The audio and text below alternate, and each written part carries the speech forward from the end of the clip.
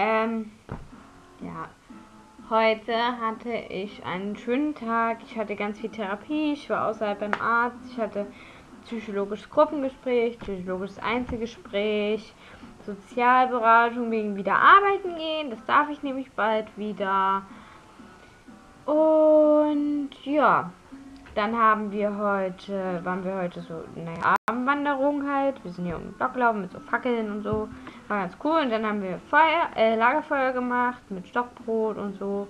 Und jetzt haben wir gerade noch unser perfektes Dinner am Donnerstag besprochen. Und ja, das war's eigentlich auch. Mehr haben wir heute nicht gemacht. Sport hatten wir auch noch, MTT, und ja, morgen wird wieder ein ganz toller Tag. Heute haben wir auch noch festgelegt, wer so für die Leinwand, also hier hängen so ganz viele Leinwände, ich mache auch mal noch ein paar Fotos,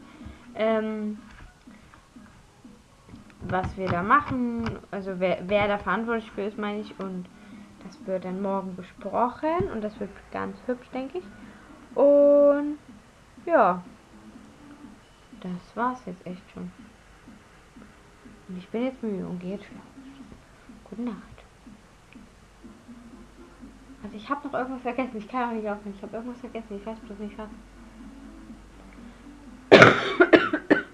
Ach genau, mein Blutbild ist ganz gut.